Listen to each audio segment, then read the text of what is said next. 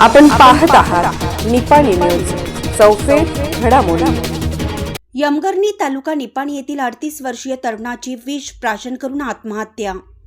यमगर्णी येथील तरुण शेतकऱ्याने विष प्राशन करून आत्महत्या केल्याची घटना बुधवारी उघडकीस आली।